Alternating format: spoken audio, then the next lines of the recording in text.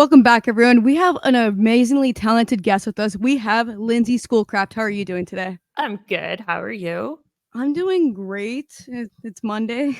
You know how Mondays are, Yeah. I just try to forget that it's Monday and keep going. So I right? don't know what day of the week it is ever. Right? Yeah. well, let, let's get into this. You wear many hats. You're a songwriter, producer, singer, harpist, pianist. How did all that come about? I mean, I've been doing this a long time. I've been doing this since I was really, really young. Mhm. I tend to, it might be due to neurodivergencies, but I just get really bored of things quickly, and then I need something new to like learn and do. I find I really hyper focus on something, and I'm like, okay, like I've learned this to the point where I'm happy with my knowledge base, and then I'm like, I need something new. So it's just I follow my heart, and whatever sparks my interest becomes like my next hyper focus until I get bored of that. That makes sense. And you can sing really like high pitches and low. How did you get your vocals on that level? Did it like a lot of practicing? It was more, that's a good question. I mean, I've been singing my whole life, and then I decided when I was 20, I think around somewhere between 18 and 21, decided to start getting lessons because I used to be in this like pop punk band and I blew out my voice. I had like polyps all on my cords because I just was like yelling, like I wasn't singing properly. So it took me a while to find the right teacher. I'm one of those people who are like, if it's just not working, don't stick to it. And then I finally got this one teacher and I stuck with her for like 6 years. And she like our goal was only ever for me to learn to sing healthy. Mhm. And then she had expressed that like she had a classical background, and I was like, well, I'd be willing to try some classical music. And I think the green light at the time was discovering Nightwish, the album Once with Taria. And I was like, okay, well, this is really cool. Like I like heavy metal.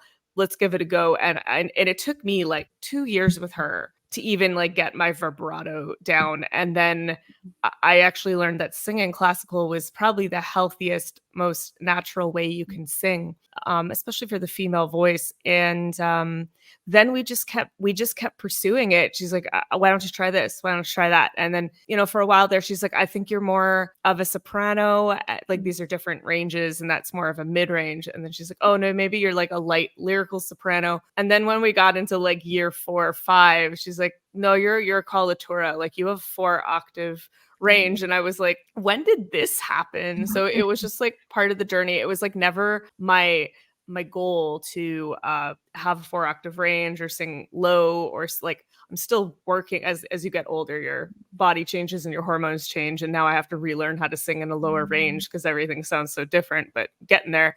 But it was just like we were just exploring my voice and pursuing it. And something that she always told me, and I always fall back on this, is she's like, yeah, you have like we call it like a thumbprint, kind of like everyone has a thumbprint. It's unique to them. And depending on like it's like this goes into science, like the shape of your skull and it gives you the timbre that is you.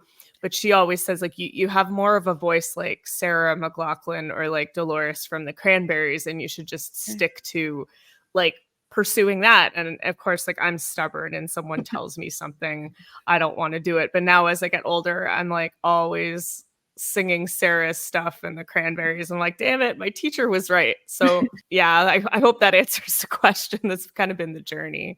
That's crazy. And with you talking about that, do you still practice a lot of the stuff she taught you, or do you kind of learn more stuff on your own nowadays? Yeah, I do. Like the scales and the warm-ups have always been integral. But kind of the goal with the teacher I had, like she was insane, such a good teacher. I'm sad she doesn't actually teach anymore. She's Mhm. moved on to other things, but she kind of she taught me in such a way that I can kind of facilitate my own lessons and my own warm-ups and like pushing my voice. And I tend to try things and experiment a lot. And it's like, oh, if it feels good, keep doing it. If it doesn't feel good, doesn't sound right, like don't do it. Right. Yeah. So I mean, I actually have been debating recently going back to lessons with someone just to have someone to keep me like accountable, because I'm in the demoing stages of my new album right now, and I'm just like, whatever. Like, it doesn't have to sound good. But then when it comes time to like completing the songs and doing the final vocal performances, I'd be like, shit, maybe I should have like gone back to lessons and had someone push me. So that's like currently on the never ending to-do list. And with you saying that, would you like go for like a Melissa Cross, or do you have someone in mind that you would love to have help you? I might hit up Marcella Bovio. She's been with Stream of Passion forever, and she can teach everything, and she's classical background. So I'd love to work with her. I always have. A lot of people keep asking me like if I will pursue screaming, and I've definitely been thinking about it lately, but I know my gutturals are not like, I want them low and ballsy, and I know that's not what my guttural vocals are going to sound like. They're going to be high and shrill, and there's nothing wrong with that, but that's just like not what I want to put into my music. It works for, I hear some people do it with power metal, and it's super cool. It's got like this Children of Bodom thing going on. But I don't know, maybe I should try pursuing going in the low end, but you know, the music is kind of calling for it. As I'm writing these new songs, it's like, oh, I should get a growler in. And I'm like, why don't I just figure it out myself? But I have to look back into it. And if something I've been told for years is when you, depending on the technique of guttural vocals, you can start to form cartilage around your larynx. And that can strain on your clean register. And I don't want to lose my 4-octave range just in case I need to utilize it in the future. So I'm very like weary. I definitely need to do, there's more research that needs to be done there before taking the step. But I mean, I'd love to work with Melissa Cross. She's just such a sweetheart, but it's one of those things where, she's unreal.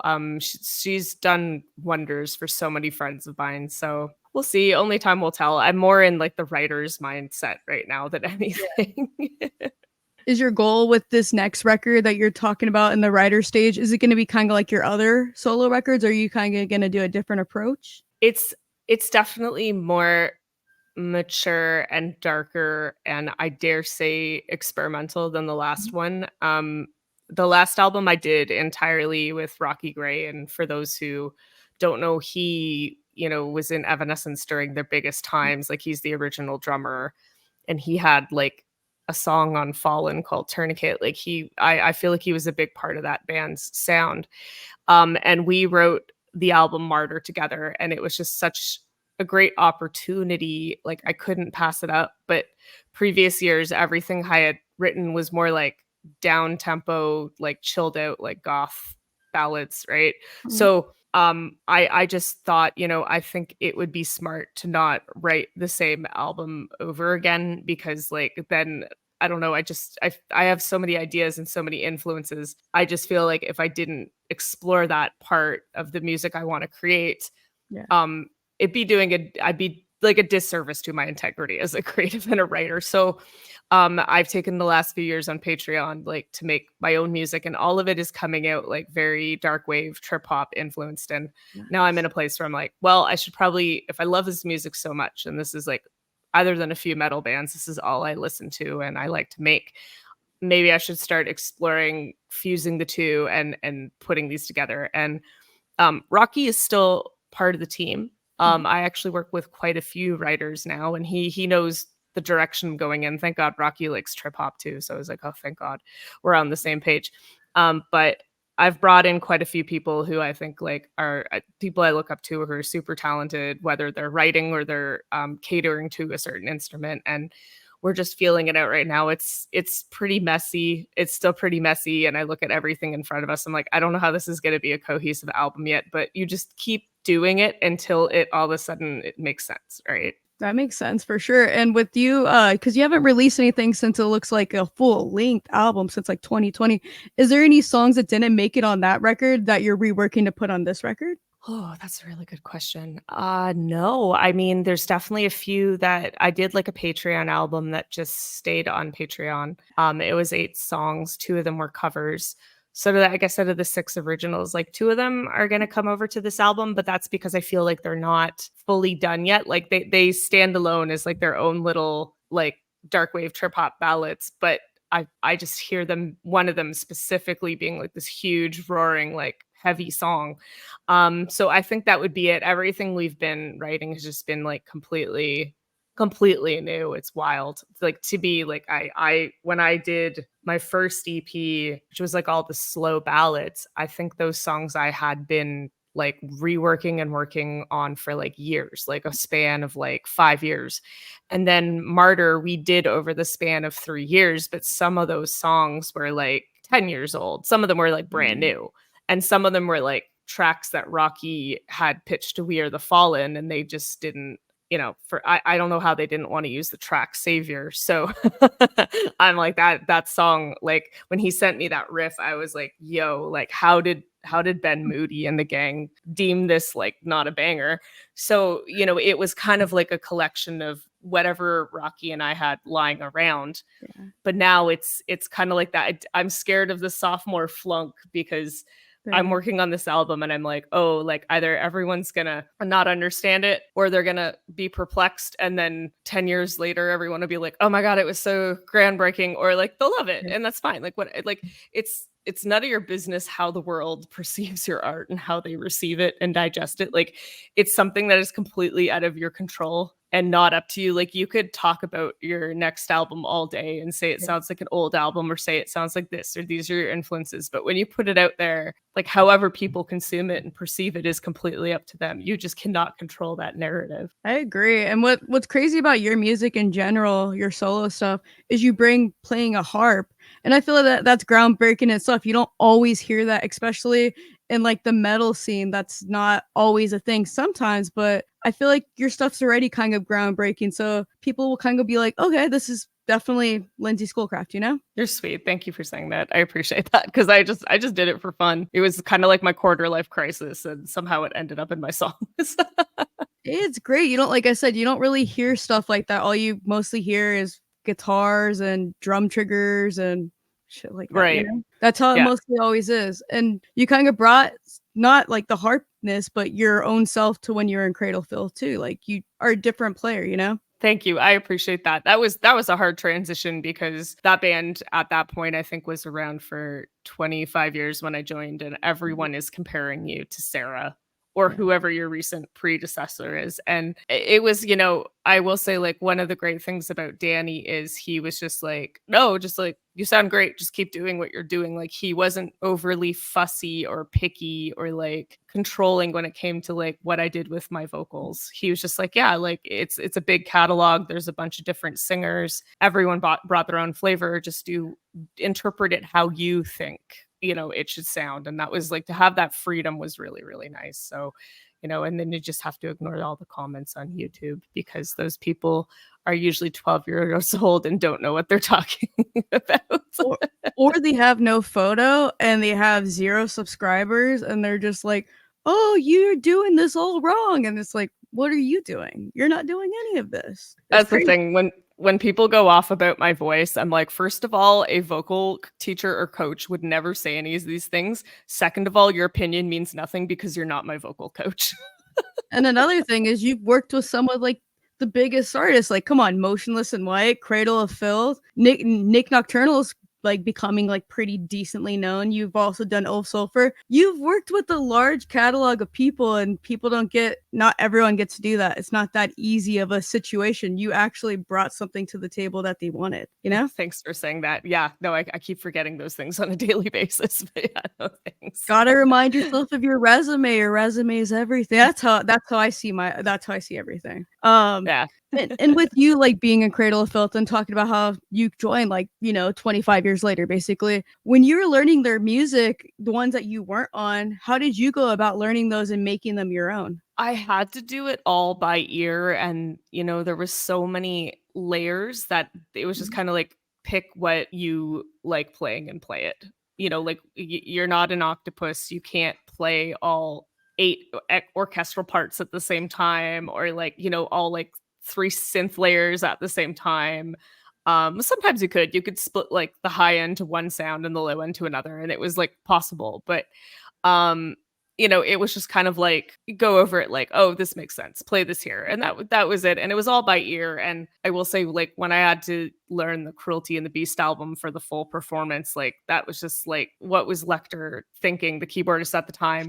That was a finger buster learning that album. Like some of those key parts were like, okay. But that's why that album's so great. Right. How long did it take you to learn that album when you were learning it for that set? Oh, months, because we knew it was coming up and we were also like heavily touring at the time. So I would kind of around the dates, I would be working on it leading up to it. You know, it was in like we already knew a few of the songs because they were in the set from what I remember, but it was, yeah, it took a while. It like to play, I'd say that was my first time ever playing an album, like anyone's album front to back. And it was like, you really got immersed into it. And then by the 200th show, you're just like, I never want to hear this album again. Right. Yeah. And then you were on a few Cradle of Filth record yourself. Did you have any favorite lyrics you liked or keyboard parts you played that were yours? You know, that's a good question. I'm really proud of Hammer of the Witches. I had a pretty big part in that one. I think it just turned 9 recently, and I like Richard Shaw reached out and said, like, dude, where does the time go? I'm like, I don't know. Like this only feels like 5 years ago. Right. But I think just the journey of working on that with a band for the first time, being, you know, the person who did all the choirs, not composing them but performing over them to make them sound real, that was a real challenge. I mean, I don't know, there was like one line, I don't even remember the song, was like, I would break the world in two just to be with you. Good old Danny Filth romantic lyrics. I thought that line was always really beautiful. Never really knew what it meant, but okay.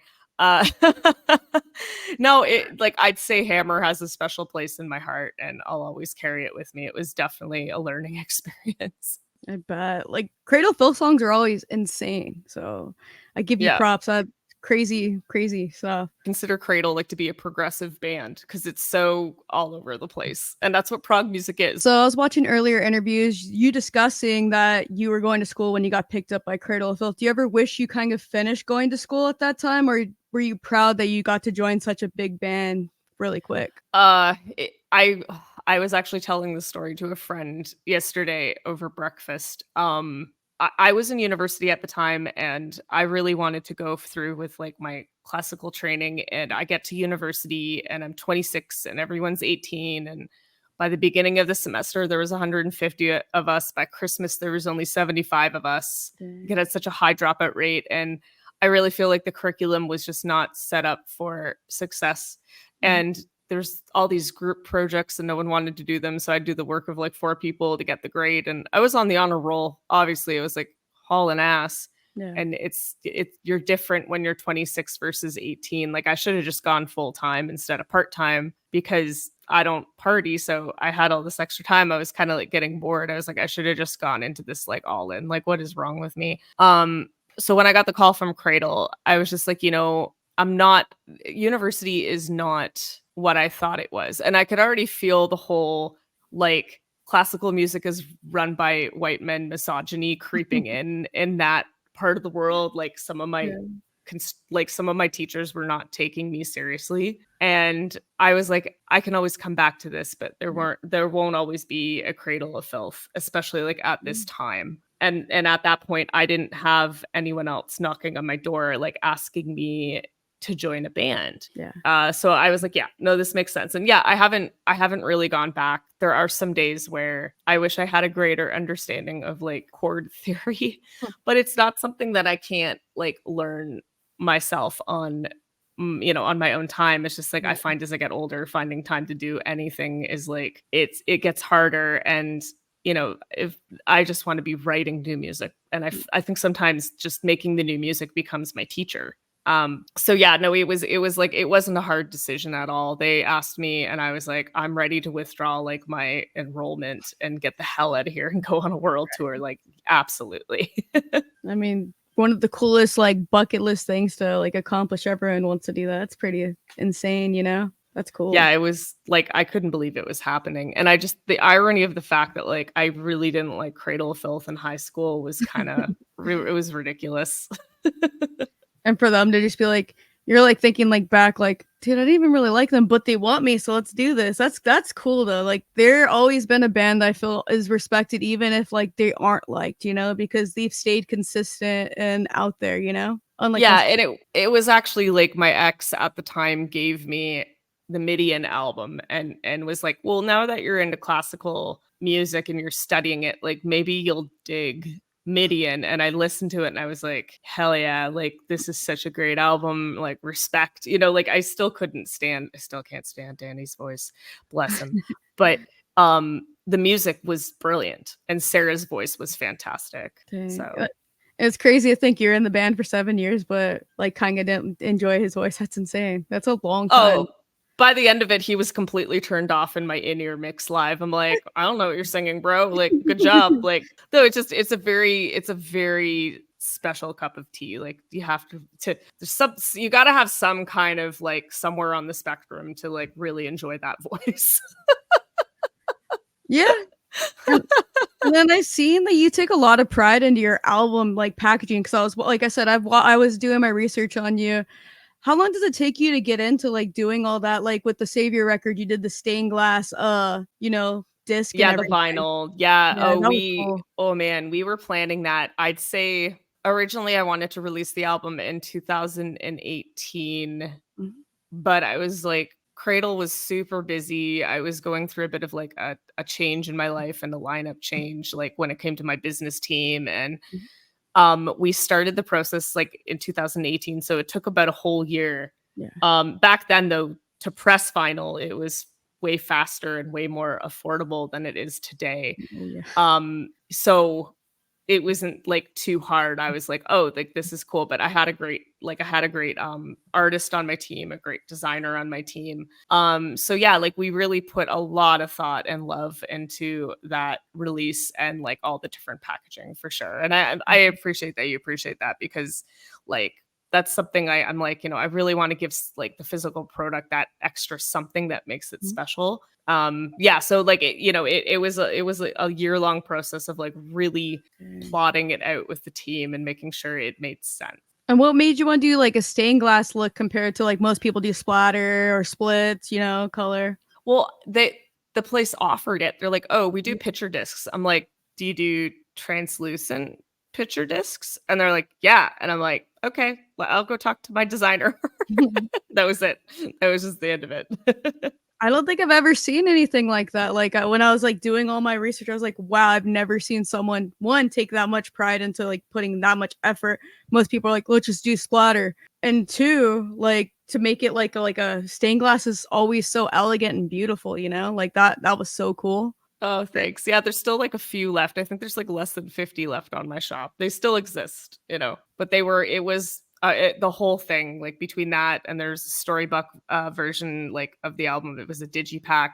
Still Mm, got a few of those. There's vinyl, regular. Like, oh my goodness, the team and I just put so much into that. But I mean, it when it finally came out, like people loved it and yeah. so many people picked it up and that was I think true testament to like all the time we put into actually putting it together and getting it out there. And with talking about putting things together, like, do you when you do your track listing, because you have quite a bit of songs, like 7, 8 songs, 9 songs sometimes, do you actually like try to make it a story like most people do, or how do you go about doing your track listing? Yeah, I'm a big fan of like the listener's journey and an album being an experience and I really hope with the current temperature like climate of the industry with releasing singles, I hope that's something that's like never lost because I think there are still people out there, especially metalheads, people who listen to metal that want that listener's journey for that like 45 minutes to an hour. So I still, yeah, obviously that's like one of my favorite parts of producing music and making it is like putting together this whole story and concept. So that'll never stop. That's always cool. And like I said earlier with your other band, what was your favorite words? With your band, what has been some of your favorite words and stuff you've written for yourself? Oh, that's a good question. I think my favorite song I've done so far, there's a music video for it out there. it's on my Patreon, but the song Twin Flame, I'm really proud of that song. That was very like, I don't know, it's just like divine inspiration came out of nowhere. And I'm really like, this is the first time where I had a song idea and it really translated as to exactly how it sounded in my head into like, the recorded format. I still, I'm proud of Martyr as a whole.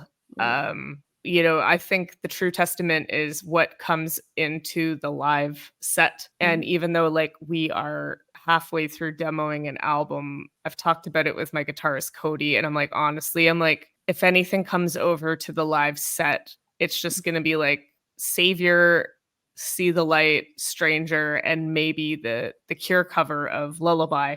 And that to me is just like, well, those are keepers, those are bangers, those are the ones that like made it. Like maybe one day something off of Martyr would be like a deep cut, but that album was very much like just like a very like gothic metal, just opus, I guess. And it is what it is. But no, I mean, I definitely love all of my songs for the most part. I mean, when I'm writing, you don't love everything you write, but I'm at that place where I'm in a mindset of like, well, just keep writing because it's good practice, even if whatever comes out isn't a banger. And then I had been stuck on a song recently and I was just kind of like, I hate this. It's just not doing the thing. And then as I started Frankensteining it and working on it more, I was like, actually, this might be one of the better things we've done recently. So it's just like, you kind of have to just let go of your ego and stop thinking everything has to be a banger and just like do it because you love it. But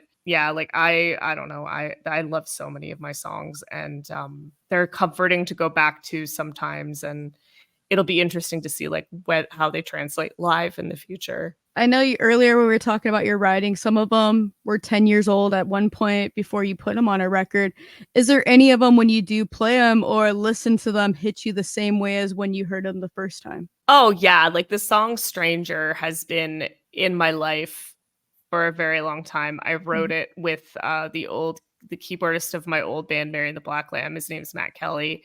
And it was really nice of him to give me the song Stranger to put on the album Martyr. And I just I don't know, it was just such a magical time creating music with him. We wrote some really great songs together, but I just never stopped loving that song. Like when I hear it, when I perform it, even when I stripped it down to a harp version, it's one of those songs where it's not about me, it's about a fictional made up, it's just weird, and I think those songs are the funnest because like you don't really know who it's about or what it's about, but people love it and you love it and it makes sense and you just keep performing it. That's always cool. And I know that you did for your 10th anniversary, it looks like you did a new album cover. What happened with that? What made you want to do a different one for Rushing Through the Sky? We just felt it was time to like update it and give it more of a mature look. And I had been working with Chris at Phantasma Photography. Like I flew out to Saskatchewan to work with him. Is he in Saskatchewan? He is. I can never remember the middle provinces. I obviously failed geography in school. Regina's in Saskatchewan, right? I don't know. Or just brain's not working. Brain no braining. So at the time we were working together and we did this set of photos, and I'm just looking at them and I'm like, this just like emanates like, or I think that's a word. Maybe I just made up a word, but like it illuminates. No, that's anyways, I'm gonna stop trying to be smart.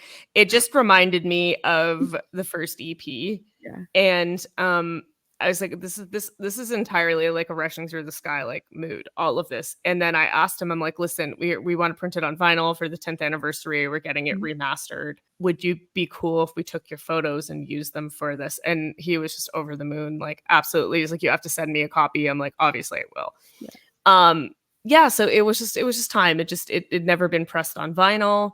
Yeah. It needed some love and with a new look and new sound. So yeah, it came together quite organically despite like the situation and the time.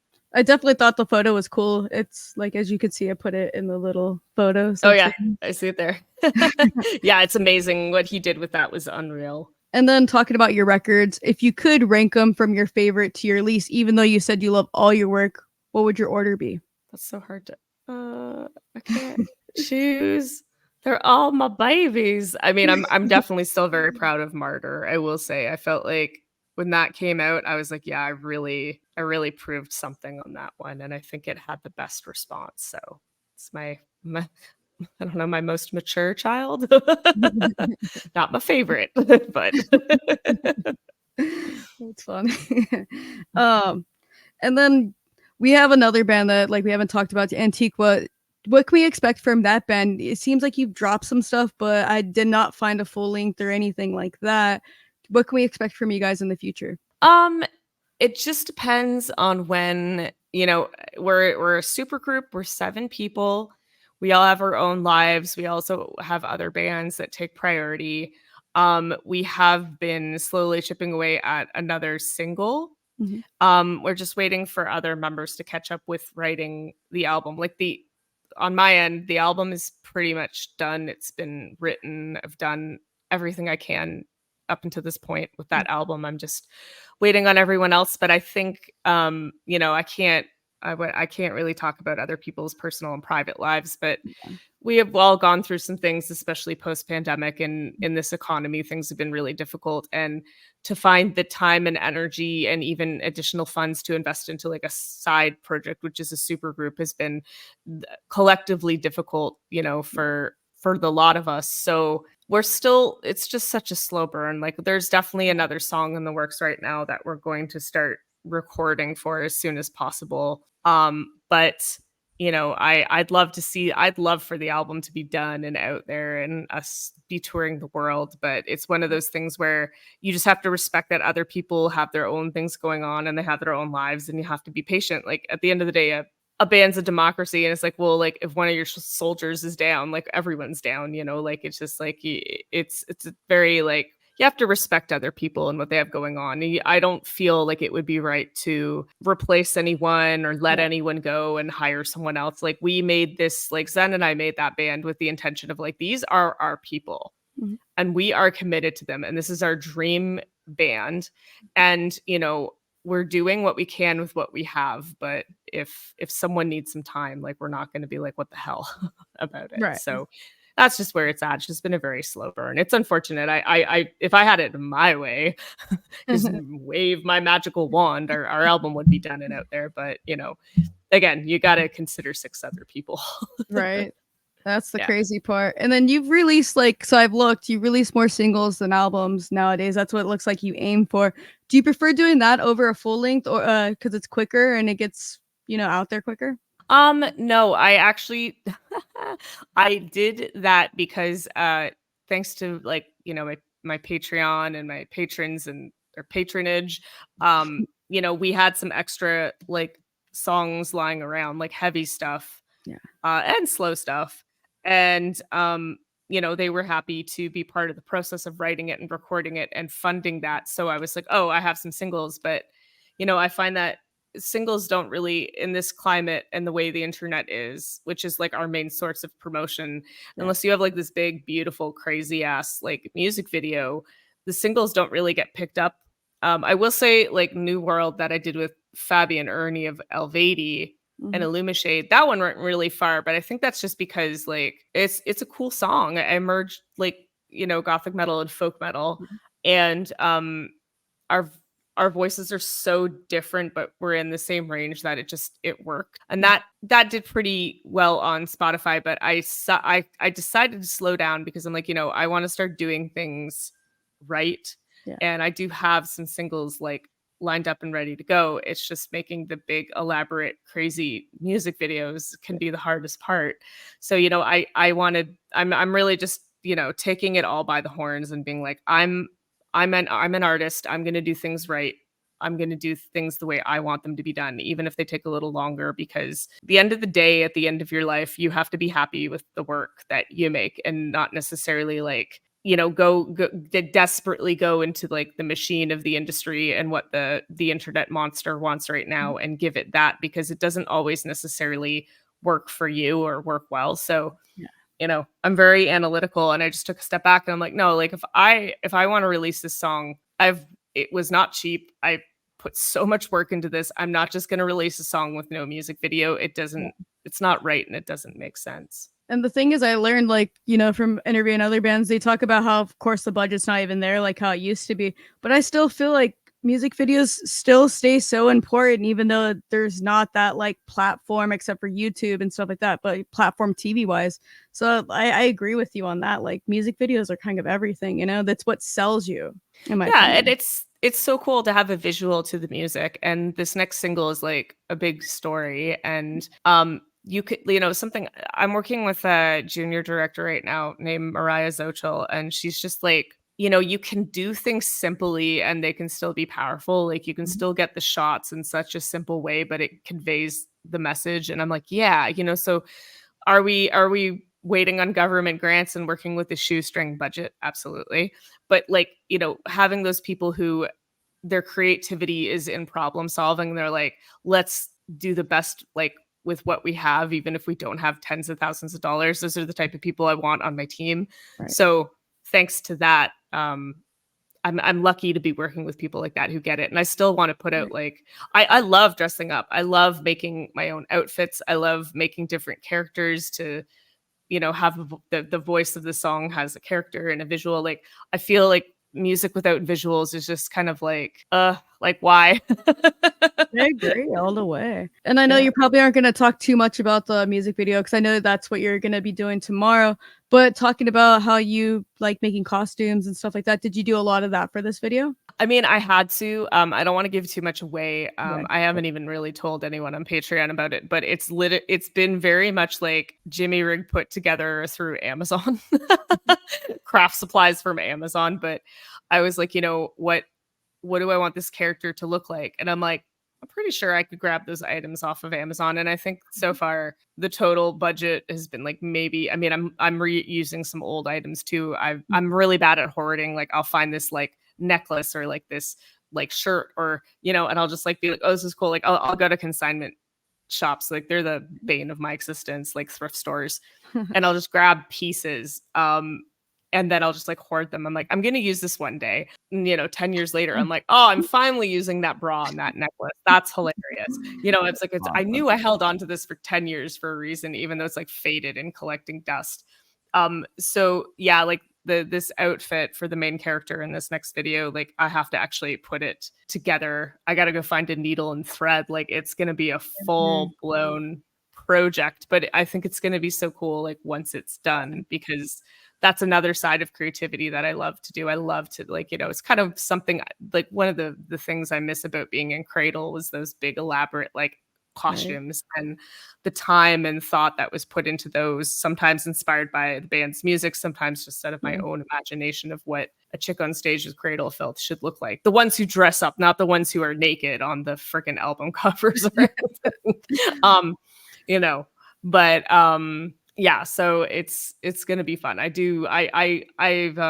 I watch a lot of stuff that Lindsay Sterling, the dancing violinist, does, and she like does Nice. all of her costuming, and she really got me, I guess, like excited and wanting to do that again, because that's like I see she's like working late hours the night before her music video making her outfits, and I'm like, Right.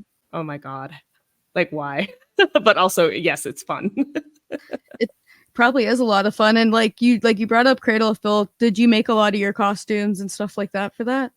Yes and no. I just found like designers and dressmakers and head Mhm. dressmakers who I really like, I liked and I fancied and I thought they did good work. And I just reach out and be like, hey, like, do you want to collaborate? Do you want to work together? Like, I want to buy this piece, and that's usually how it happened. And then I just, based on what I saw, put it all together. And talking about Cradle of Filth, when you started in the band, how much did your gear change from the beginning of that till you're like the last time you played with them? It was always very very much the same. Mhm. One keyboard to do the job, sometimes two, depending on if there was room, but it was all very much like the same setup. Yeah, I had that sad bendy board, the like that was all Danny really wanted that for some reason.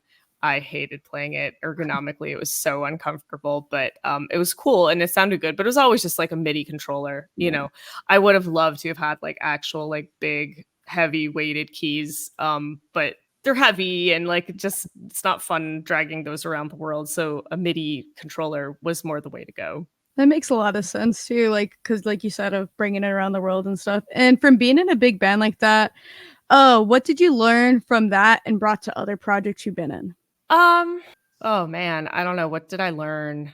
I think Cradle kind of gave me like a rude awakening to what the music industry really is, and that you have to have a backbone and boundaries, and you really have to advocate for yourself and stand up for yourself. It was strange writing with a band where I think like at that point half of us were new, and I Mhm. think even the bassist hadn't really written anything in the past. So it was like we were trying to kind of find our footing and like understand, who did what and how. And it was a bit of a mess, but I think like overall, there was stuff I already knew going into Cradle, and I strengthened it like when it came to branding and marketing and business.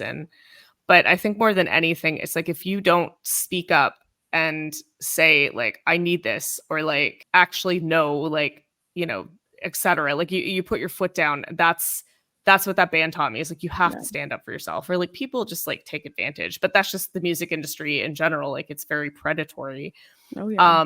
But it was definitely a wild experience. Like it definitely taught me like, what it takes to be in a touring band that tours the world, and like the Yeah. things that you need in place, and how very little you can live off of in a suitcase for like months at a time. It's like stuff like that. Right. That's crazy, man. Like, and then did you have any tour rituals when you're in that band? Honestly, the logistics were all over the place. I think if there's one thing the one thing I learned is if I ever go on tour again, I will not plan tours the way that band did, because it was just so very like get in, get out, and there was no time to like especially on fly tours, like to Yeah. sleep and have the time to take care of yourself and make sure you're eating like 3 meals a day. And that's something like if I go out again, I know it's going to be a little more expensive, but like whatever, you need to invest in the people you bring around the world with you, because like without them, you don't have a live show. And, Agree. take our time, go in a day early. Everyone gets to sleep, go to the beach, make sure they get in their meals. Like, I understand like just being run so thin on not having that. Like when I go back on tour, I want to make sure that I'm actually taking care of my people. So Yeah. yeah. That's a big thing. And you left them in 2020. Did you pick your replacement? Yeah, I did recommend Annabelle, and they took Mhm. her, and then she was only there for a bit, and then my friend Zoe is now so crazy. She's in the band, and her and Ashok are getting married, and Dang. I'm going to their wedding. I'm pretty stoked. So That's yeah, pretty it's cool. wild. It's That's pretty wild. the wildest world. And you get asked to do a lot of collabs with a lot of crazy artists. How do you go about rehearsing, or do you get to write your part before recording it? It's a mixed bag. It's like depending on what they're looking for. Like sometimes they're like, we have lyrics and a melody, do it your way. I'm like, oh cool, I don't have to think as much. Like this is great. Sometimes they're like, we have that, but can you write a backing harmony? Cool. We have nothing. Can you write your lyrics and melody? Like, like there's like, do what you think. Here's the rest of the lyrics. Like write your character's part. Like some people just are like, we know exactly what we want. Do this. And I'm like, cool. Or they're like, we want you to bring in your creativity and, your songwriting, and see like what, you bring to the table. And yes, it just depends. It just every collaboration is so different. And you get a lot of crazy different ones. You've done deathcore. You've done. I consider Motionless and White metalcore-ish. Mhm. How do you like go about it, like with your vocals, because you have such a high range and they're Well, that different was every time? yeah, that was kind of it, because like when Chris reached out for Motionless, he's like, we need an opera singer. Like I want a really high fluttery vibrato part through cyber hacks. And I was like, well, yeah, like of course, like I can do that in my sleep. And then Of Sulfur's like, we need a Middle Eastern sounding voice here. And I was like, I can kind of do that. And they're like, but we need opera backings here, but then we need your leads here. And I'm like, ooh, thank God for Cradle showing me that I can do all of these things, So Yeah. like I think people just know, and it's great because Cradle just kind of showed the world like the range I have and the technique and all the different vocal styles I could do. So thanks to that, it was just kind of like people are like, oh, like I know a person because I've seen them do it in the past. Oh yeah. And you've collabed with so many artists already. Who would you love to collab with, and would you like to go outside of the genre of metal? Oh yeah. I would love to work with Massive Attack. That would be like a dream come true. I'd love to do something with Jonathan Davis. I mean, That'd be the cool. idea of doing anything with Korn is just beyond me, but just maybe having him on a track or something. Who else? There's so many. I'm really into new bands like Bad Omens and Spirit Box and Sleep Token. I'd love to do something with Courtney LaPlante. God, who else? Like outside the genre. I'm just like thinking like outside the genre. I've always wanted to do something with Sidewalks and Skeletons. I'm really into Witch House, and we were gonna do something back in the day, and then he just blew up and kind of disappeared into the ether. And I'm proud of him, but Yeah. Jake, I'm still waiting for that call. Hopefully you get that call, because I don't know, every collab I've heard with you is pretty sick. Jonathan Davis one or Courtney one would be sick. Courtney for sure, that would be awesome. See you on stage with her too. Oh my god, that would be a lot. But yeah, no, I'm a huge fan of Spirit Box. I think what they're doing is so cool. So, I'm all over the place with what I listen to. My Spotify algorithm is, I think, just so confused with what the daily mix should be. Yeah. What do you really like what do you currently listen to the most? I've been obviously listening to the new Kitty album. Like that's definitely my album of the year. They did a great job. This new act, I think they're coming out of the UK. They're called Breakaway, but it's like break with 2Ks dot away, and they only have like 3 songs out, but like they're doing something hella cool, and there's no like heavy harsh vocals on it. It's just like this chick who has like a pop voice, and then it's just like all this heavy genty like crazy progressive metal behind it. I think they're super cool. But I'll also listen to like a trip hop mix. Like I'll go back and chill out to Portishead. Bjork's always in there somewhere. The occasional podcast. Yeah, it's sometimes just classical music if I don't want to think. Yeah. So, and then random deathcore. Oh, I gotta love your deathcore. I love my deathcore for sure. Yeah. And if you could join another band, what would your dream tour band be? Not tour band, your dream band in general. I actually had this topic, like this discussion with my partner, because he's a drummer and he's in like 4 bands right now. And I'm like, what is like the one band that you would drop everything for and like go join? And he had his answer. It was just one band, which I was like surprised. But I think it would be like if Sarah needed a break from the Birthday Massacre, I would absolutely fill in for her. I'm trying to think. I always tell my friend Leah. Leah's like a fantasy folk metal artist. Like you need a backup singer and harpist. There's so much harp in her music. And I was like, just call me. And she's like, I'll keep you in mind. I would, because I know all her songs like the back of my hand. Like I love her music. Yeah, I think this would probably be like the only 2 I'd be like, okay, I'm leaving. I'm dropping everything. Like bye. But I like what I'm doing with my own stuff right now. So, I don't know if I'd add, like the offer would have to be like crazy. Yeah. Like I jokingly say, because I sing like Dolores, it's actually terrifying. Like how similar I could emulate her. And I'm like, if I put out one reel of me covering the Cranberries and tag the band, that's it. They're going to call me and I'm going to join the Cranberries for the second resurgence. And, I don't know if I want to do that. You're gonna get bored. It sounds like an idea, though. I know.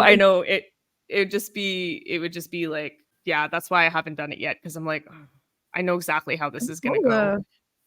That'd be really cool, though. And you've toured with a lot of cool bands. What have been some of your favorite bands you've toured with and favorite shows? Oh, like the whole 2 tours that we did with Cradle of Filth from Australia. Those guys are just the best. I had so much fun with them. We did Europe and North America. Who else? Really love touring with the Butcher Babies. Like they're such great people. Oh yeah. Who else? Trying to think of any other bands that we toured with that we just loved. Well, that I loved. Yeah, I would say those 2 stand out the most. They were so much fun. Those are cool choices. And from the beginning of your time in the music industry to now, what are the challenges you faced? The changes and how quickly everything changes, like how you market and release your music. Like I feel like touring has stayed the same, production has slightly stayed the same, Mhm. depending on if you're recording drums or programming them. Like sound design has changed a little bit, yes, obviously, but like more than anything, the biggest challenge I think is like, how do you find new fans? How do you stay in touch with your fans? How do you make sure that like they know you're releasing new music? What's the best format to put it out in? Is the singles route the way to go? Right now it is. Yes. um just like the new tools, what platforms people are still on, what they're not, like, and then also it's like if you plan to go up to the level of like working with a manager and a label and a booking agent, like then you have these other three people that like you've hired. Like Yeah. the idea that like they're above you is ridiculous, because without you Right. they don't have career. And making sure that they're doing their jobs, because like true facts about the industry, and I see so many of my friends go through this, like when you're a baby band, nobody fucking gives a shit about you, like It's more than you true. do. Like I've seen so many baby bands get dicked around by their labels and their booking agents and their managers. Like good managers are so rare and hard to find in our industry, and all the good ones are busy blowing up other bands and sustaining their careers. So it's like, where are they going to find time for you? And I think you have to advocate for yourself, but you also have to like put your foot down and be like, enough is enough. You've been on my team for a year and you've done absolutely nothing for me. Like, you're fired. Like, I'm finding someone else. Sometimes it's better to be on your own than have someone who is making you stagnant and holding you back from doing something. Cause it's like, you can fire that booking agent I agree. or manager, or the label's breaching contract. Like, that's the thing. People don't know. Like, there are obligations that the label has to you. And if they're not Yeah. doing them, it's like a legal thing. They're breaching contract and you can leave, you could sue. And just being like, I'm gone. And then 6 months later, you find the right person. And then all of a sudden your career is like actually doing something. And I think it all depends on like the mindset of the band and like how bold they dare to be. But you've only got one life, and you shouldn't wait around for months at a time waiting for someone to take your career seriously. They either do from the get-go or they never did to begin with. A lot of people don't get that. I was talking about this with the guitar player of New Year's Day because I interviewed him last Sunday or something like that, and he Yeah. was telling me, he's like, Century Media held us back. I'm so glad to be off that label, and he's like, we didn't get a bunch of tours. We're always openers when Ash Costello is a hell of a singer. Right. It's insane. It's insane how much like labels will hold bands that should be bigger back. It's insane. It drives me. Yeah. Yeah, I can't say too much about that because like I work for Century Media as part of my day job, but I will say like the label doesn't do the booking. That might have been a booking agent issue. But it's unfortunate if they feel that way, but I also understand why, because there's unfortunately just a lot of political things that Yeah. go on that like, I think that label really does try to do the best by its bands, but due to past structures that were put in place, there's so much red tape, they really feel that they can't. But I hope for New Year's Day that they go on and they find someone or something that pushes them forward and can help them and set them up in the right place. So I agree. And then, so what 5 albums shaped you as a musician? oh geez, oh there's so many. There's That's the fun part. so many. I'd say the first one that really, really had an impact on me was Dido's No Angel. That album just, I think I've listened to that album more than any album on the face of the planet. Like how she sings, how she writes. The first track on that album is just I think one of the best songs ever written. There's that. I'm trying to think of like what was really impactful. I mean, Kitty's Spit, Oh shit. Yeah. obviously. Hell yeah. Oh man, they played Horror live in Toronto, and I just was like, I can't believe I'm hearing this song live. Like, holy shit. And then there was Evanescence's Fallen. Ooh, That's like my, you go to a desert island, what album do you bring? That's the yeah. one. Obviously Linkin Park's like Hybrid Theory. hugely influential, but there were so many little ones along the way, you know.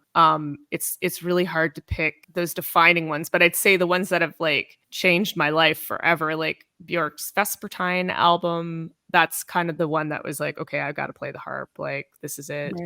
Right. Nightwish's Dark Passion Play, that was a huge one on me as well. The Silent Force by Within Temptation also was hugely influential. But then there's like, you know, Portishead's Dummy. Like, you know, I'm just like going through the years. I'm like, what albums? Like Lana Del Rey's Born to Die, and then more recently, like Spirit Box's Eternal Blue. That one's amazing. Like, you know, and the newest Sleep Token has been like, holy shit, like it's okay to do this. Like, I think with Sleep Token, it's really just showing bands like it's okay to be yourself. Right. Like, you want to get a little weird. Weird is cool. Like, don't feel you got to keep writing the same song all the time. But I like a lot of pop music. Like I grew up in like, you know, I love Depeche Mode. I like the 80s and the 90s and the early 2000s. Like so much music came out during that time that really influenced and shaped me. Like me and my partner, we work daily as like marketers and advertisers for music. I mainly specialize in heavy metal. Like I said, I work with Century Media. He's doing things with a company that does all genres. And like yesterday, he shows me these artists and he's like, I don't know what to do. And I was like, immediately like John Mayer, Jack Johnson, like all these like pop artists. And he's just like, oh my God, yes.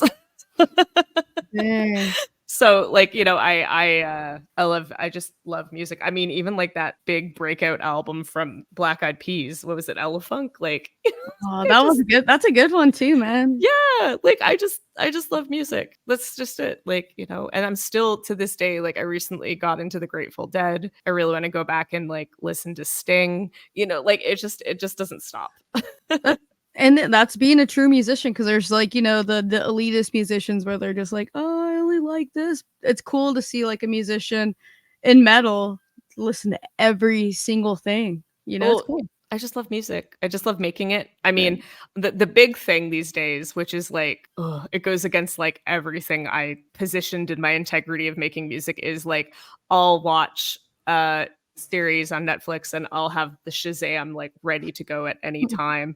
And then I'll hear something and I'll like Shazam it. And I've made like this massive playlist of just like music that I've found, like all these like just little fragments, like singles all over the world of all different genres. And I'm like collecting it because I'm like, I like that beat. I like that string part. I like that piano part, like taking it as inspiration for my own stuff. Pretty cool. Yeah, it's just something. And it's like how I discovered new artists. Like Sleeping at Last is an artist I got into recently, very like Radiohead, but also modern pop with strings and beats. And I'm like, oh yeah, this is my jam.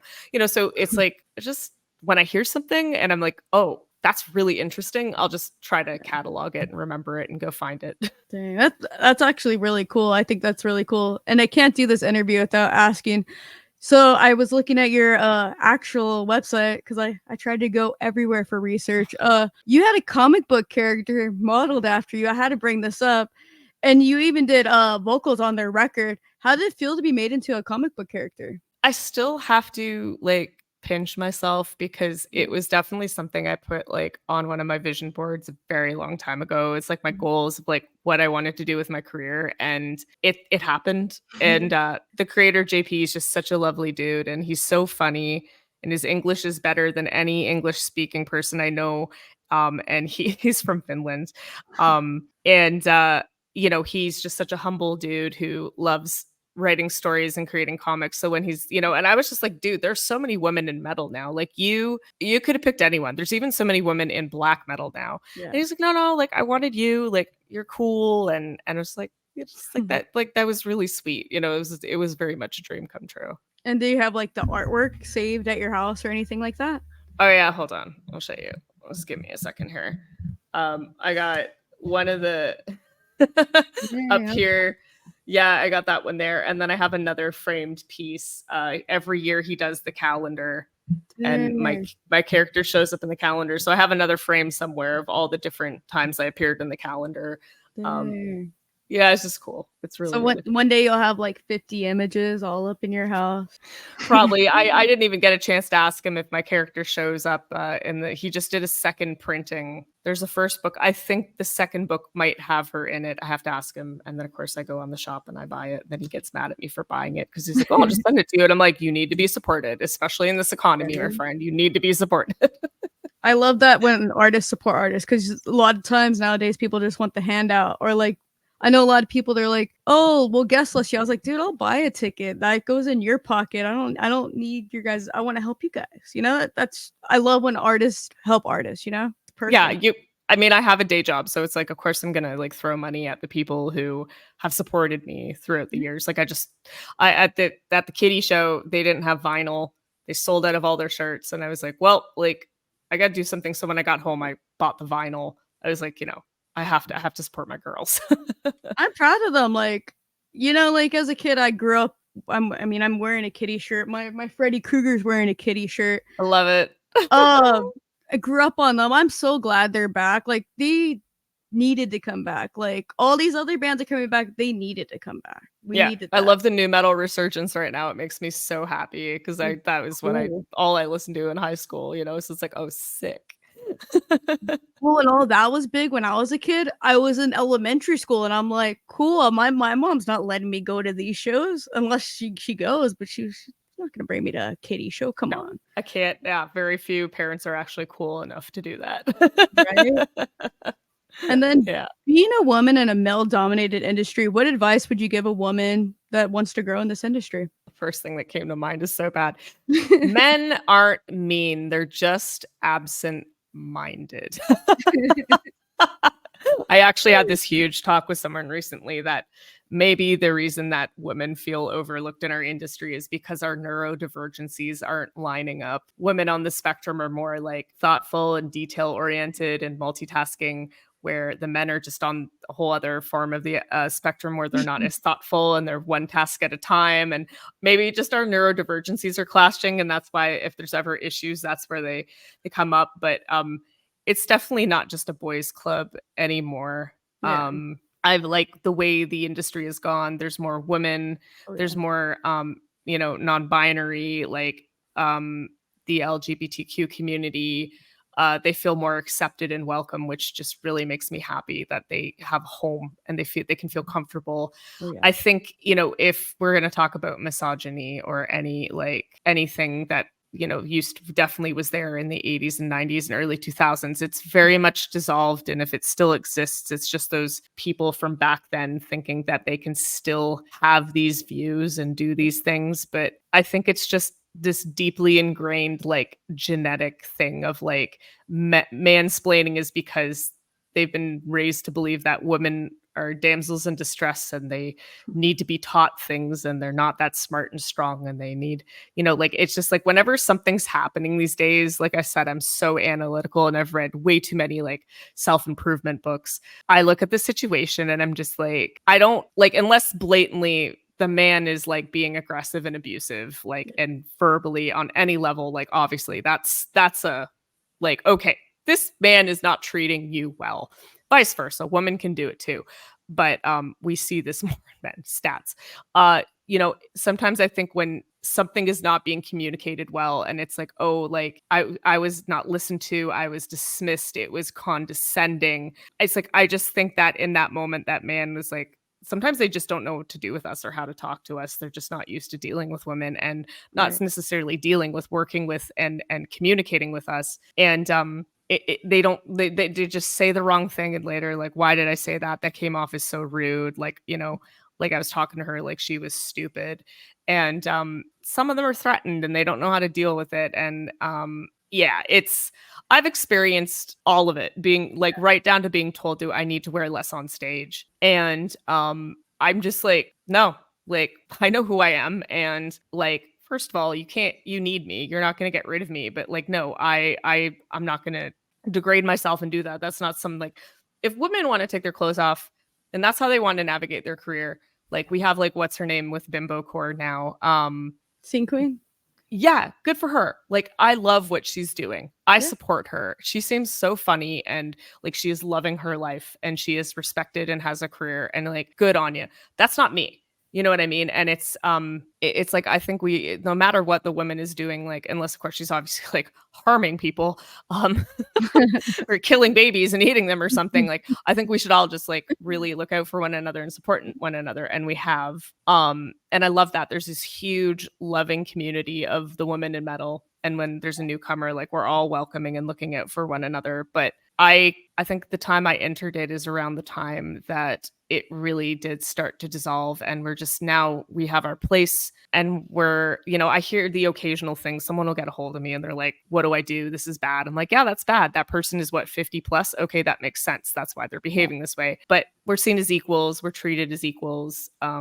We are becoming a really big and important part of the future of metal as Oh, yeah. vocalists and instrumentalists. And thank God we had Kitty. Kitty pioneered that. There was I agree. nothing, there was no one like them when they showed up. And thank God there was someone there, because like I was talking to them at the show and I said, if you never happened, I would have never been in Cradle of Filth. I would have never had the courage to be like, I'm going to do heavy metal Yeah. and I can be in that band. You know, I even though Cradle agree. showed they had female band members in the past, but I mean, but just seeing an all like 4-member, all female band, heavy as shit. I mean, come on, look at Spit. That was right. groundbreaking, you know? Yeah, and I was always looking for that. Like back in the day, I'd be listening to like Garbage or like No Doubt, or there was like this band called Scratching Post from here. They had a female singer, and then in the pop punk world, we had like Thule and the Donnas and like the Runaways and Joan Jett. Like I was always grasping for that woman in heavier music to look up to. But then Kitty happened, and I was like, oh my god, this is all I want. And I feel like they navigated their career pretty well. Like you never heard anything too crazy, you know, like it was all good. Like they actually were role models for women in metal, you know? Great role models. And I mean, they're very lucky in the sense that their parents took over the role of managing them and watching over them and taking care of them. And I think that's huge, you know. And not in a weird like Disney kid way, like in a very much like what metal band managers need. I mean, your Yeah, parents are going to fight harder for you than anyone. They love you. So agreed all the way. And then you've been in the industry for quite a while. What advice would you give your younger self? oh man. Um this is crazy. I think my younger self, like I like if, you know, listen, I wouldn't change my life. I'm happy with my life and where I am and everything I've done. I'm very grateful and proud. Um but if I saw someone who was very much like my younger self and going through the same things, I mean, if I would have done things differently, I would have never started drinking. First and foremost, never started drinking. All these people I used to drink with in my 20s, I don't even talk to anymore. I don't even know where they've gone and what they've done with their lives. It robbed me of so much time and money, and I made so many mistakes, and I was not a nice person. I think I would have started therapy sooner, because I had a really tumultuous like childhood, in the way that being neurodivergent and being an empath, and not being taught to stand up for myself. And you know, I went into my 20s thinking that I wasn't very smart, I was useless, I couldn't do anything myself. And I really wish I had spent my 20s writing and recording more music and learning how to record from home. And back then, like this would have been in the like mid 2000s, like late mid 2000s. That's when home recording was becoming more accessible. So, you know, to anyone out there who really loves like wants a career in this but really does love the singing and the songwriting and the production, get right with yourself first. Oh yeah. Always get right with yourself first, because when you're right with yourself, you know what you want, you have a vision, you're better with other people, you won't put up with other people's shit. Like I think the thing that always held me back the most, which is a horrible habit that I learned in my childhood, is like, oh, just wait it out, just like maybe they'll like actually care, maybe they'll actually start treating me well, maybe they'll actually like start showing up and showing the band practice and writing songs. Yeah. The minute someone shows you that they're not all on, they're not all in, like they're never going to be all in. Like that's it, whether it's a bandmate or a writing partner or a manager, a booking agent, a label, promoter, whatever. If they're like, the minute they show you like they're is it they neglect you. I can't do Yeah. big words today. Sorry. But the minute like they start to show like they don't really care and they're taking advantage of you and they're wasting your time. Like time is a currency you can never replenish. You can always make more money. You can't get time back. And when people are wasting your time, but you're all in, like that is something that I wish I learned. Like, cause I know I would just, who knows, maybe I'd still be in the same spot, but I would have been happier, sober, better with myself, made more music, probably would have ended up producing, would be a way better producer if I put those 10 years into producing and writing versus drinking and like running away from my demons and trying to get some guy to like me to prove my worth when it's like, no, you like really, you give your worth to yourself. Right. Yeah, I mean, I'm very much like, yeah, oh yeah, do, sing and write music and get good at your instrument. But it's like, I like to get to the root of things that affects everything. And it's like, I think it's being right with yourself is the best gift you can give yourself, because then in life, the sky is the limit and your career is going to be a lot better for you when you have self-esteem and you know your worth and you or like just putting your foot down at every turn every corner you turn. I can't talk anymore. And not letting anyone take advantage of you and push you around, because that's the thing. Like this industry preys off of those people who don't know what they want, and who can easily be pushed around and manipulated, and they're just looking for a paycheck. And you need to save that money for yourself. So. I agree. Everything you say, I agree. It's all true facts. Like you do need to have like high self-esteem and actually give a shit about yourself compared to caring about what others think. Because that's the correct answer in my opinion. That's one of the best ones I've heard. And you've accomplished a lot in your career already. Do you have any favorite moments with your accomplishments? Oh God, there's so many moments. I mean, getting nominated for Juno was a big one. That was like the big one I've wanted since I was a teenager. Opening for Evanescence when they came through Toronto with Lindsay Sterling. We played like a side stage, but like it's like this one right here is like I got the day sheet with my name on it. That was just something I promised myself when I was really young too. I think like anything that I promised myself when I was younger and then it happened, like world tours and being in a band and yeah, like there's so many cool moments. I'm trying to think if there's any other ones. I mean, I've worked with Motionless in White. That was a huge one. Oh, yeah. I have done a song with Morgan Lander from Kitty and Rocky Gray. It's called Fear to Rage. It was part of one of Rocky's movie soundtracks. Everyone's like, when are you collaborating with Kitty? And I'm like, I already did. Like, here's the link. And they're just like, oh my God. Like it's great, but it's not really the Kitty sound. It's more of Rocky's sound, which is fine. Yeah, I think anytime someone like calls me on and they're like, I want to work with you, and it's someone I like really look up to and respect, I'm like, oh shit, like that's a good moment. But I think more than anything, like the biggest, I guess, win has just been my sobriety and my mental health and just being happy. I think success is being happy. I think success is doing like what you want with who you want, when you want. That's it. For me, that's always been it. I always thought success was like, oh, being famous and all these accolades and money and like collaborations and like hanging out with all these famous people. But like I was for the most time miserable. Right. I do have some beautiful moments I remember and I cherish and I'm grateful. But like when I left the band and I had to for my mental health, and then the pandemic hit and I had those 2 years to really work on myself, I was like, man, success is being comfortable in your own skin and being able to live in your own head. Like that's just straight up for me what it's been. I agree with you. Like that's actually like some solid actually advice for anyone to take that wants to be in this industry in general, because a lot of people don't. They all just want to meet rock stars and shit like that when you should actually take care of yourself, Well, that's the thing. And is if your mental health isn't good, you're vulnerable and you're easy prey to be manipulated. But when you know who you are and you're in a good place, no one can push you around. And that's the thing. Some people, to me, it's so messed up. Like I got into this because I love making music. I love singing. I love making stories and visuals. When I hear about people just like wanting to get into this industry to like just, okay, yeah, I'm sure maybe they do enjoy playing their instrument, but just like to hang out with famous people and climb the charts and the numbers and like all these like super shallow pursuits. I'm just like, oh man, you can't be a happy person. Like when you feed the ego is like this bottomless pit that is never full. But when you fill yourself and your joy that'll sustain you forever, you know. Well, a lot of people don't get it. It's really hard to stay relevant in this industry. So you can do all that work to meet rock stars and stuff, but once you're not relevant, you're not really, if they're that type of person, they don't care, you know, and a lot of people just don't Well, get that. it's like, and that's the thing. I think making your art and releasing it is that testament of like you've done something and it's timeless. And Yeah.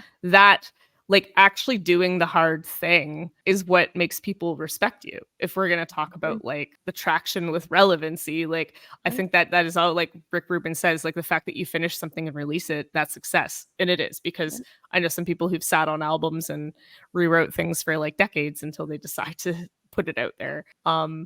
And I think that's where like people respect you and they're like, "Oh, you did the hard thing. Like you've done the Yeah. world tour. You've played the festival run. You've released the album." You know, that's when people are like, "Oh, okay." Like I think it's just like, just because you know someone or you keep meeting famous people doesn't mean that like they remember you or they respect you, Right. or like maybe they do. Maybe they do. I could be wrong, but it's like I think making the music and putting out there is the most important thing. Everything else comes with it. I agree. 100% agree with you. And then we talked about bucket list stuff. Is there anything that you have left on your bucket list that you haven't achieved yet? In my career or just like life in general? Either, which there it could be both. It's up to I you. mean, I still want to do like a full like show with string, like not orchestral, but like a show with strings. I might do that for like a 20th anniversary of the first EP or something, but that's so far away.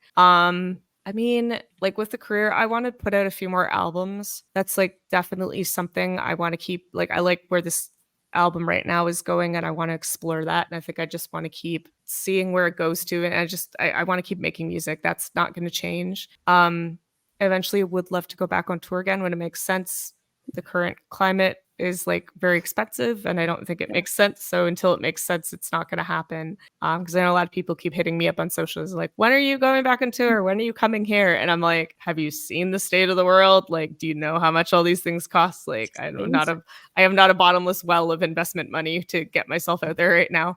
But bless, I know they're just excited and I Yeah. appreciate that. I mean, I still want to travel to like Hawaii and Iceland. Those are two places I've never been. Like we're talking like more personal stuff. Yeah. I recently got a piano, like a real piano. That was like a Yeah. big thing. That was something that like I've always wanted. And it just came at the perfect time when I was writing the new album. So I'm like, this is very, very helpful. Yeah, that's about it for the bucket list. Like I just, more than anything, I just want to stay sober and like be Yeah. able to live with my silly brain. It's always a good one, but I do have to go back to the piano thing. When you watch those movies and they lift it up and they're trying to put it in through like the weirdest place, is that how they did your piano? No, I where I live, I'm on like the main floor. Yeah. So I'm kind of like not really allowed on Facebook Marketplace right now because I was supposed to be looking for a love seat for my new apartment and we still don't have a love seat. Um and I just, post-pandemic economy, people are just don't want pianos. They're getting rid of them. Then no one's buying. So I'm scrolling because I looked at a few pianos in the area and this piano comes up and I'm like, wait a minute, like $700. I'm like, that's like a $5,000 piano. And it's a nice one. And then apparently this guy's like, I flip pianos and move them for a living and I tune them. And he's like, this one's been in my warehouse for 3 years and like no one wants it. And I'm like, I want it. And my partner's like, my partner loves the piano. He won't admit it. He's a bit grumpy, but like I was like, so we're getting a piano. And they just rolled it in. There was no stairs to deal with or anything. He was super stoked that there was no stairs. Yeah. And yeah, I pretty much paid for the moving and I got a free piano. So it was meant to be. That was very much like it. Sometimes some of your dreams take a very long time to manifest, like 40 years ish. It's pretty cool though. Pianos are beautiful. So I don't know why someone would not want one if I don't even play piano and I would love to have one in my house, you know? Oh, go on Facebook Marketplace. I guarantee you'll find like really nice pianos used. People just trying to get rid of them. Everyone's like giving them away for free. They're like, you just have to pay for the moving, but the moving's expensive. I So bet. yeah. And for someone listening to your body of work for the first time, what 5 songs would you suggest them to listen to? Oh geez. Okay. Like definitely obviously Savior. It's a banger. Stranger, Dangerous Game, See the Light. I don't know. I feel like I should put a sad one in there, like Darkness Falls from like the older stuff. Mhm. Yeah. Yeah, those would be it. That's a solid list. And then for one musician that stays busy, because you stay crazy busy, what can we expect from you in 2024? Hermiting. Well, there's actually some tracks that didn't get released from Martyr, and the 5-year anniversary is coming up in September. So expect something from that. We are trying to get a single out, but there's been a lot of complications with the music video.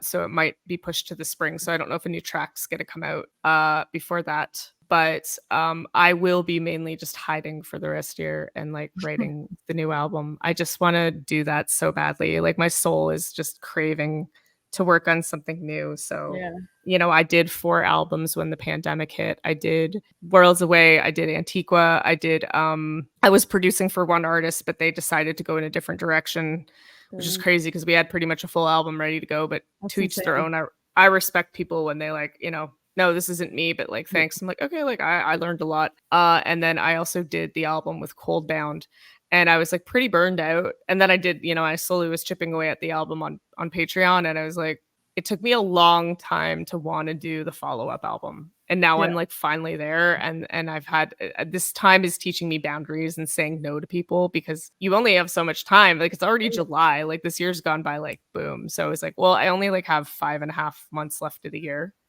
Which is crazy to think about. It's pretty short. So I'm like, I should just write the new album. That's what I want. That's what my fans were like just raving and asking for. So it's like, yeah, like I'm trying not to put myself into too many other creative things right now, just because I do have shiny object syndrome, and I will get distracted by other things if I don't stay focused. That's all what we want. We want you to put out a new record. We need the follow-up. And then where can everyone keep up with you and buy any of your stuff? Oh, well, there's like LindsySchoolcraft.com. You know, any of my socials like Instagram, Facebook. I still pop off on Twitter sometimes. My YouTube channel is like Schoolcraft Official. And then like, yeah, my shop is schoolcraftshop.com, and everything is still there if you want to grab anything. So perfect. I'd like to thank you for being on my show and taking the time. Oh my gosh, absolutely. Thanks for having me. It's been great. Thank you. And I'm going to end the show. I'll see everyone next interview.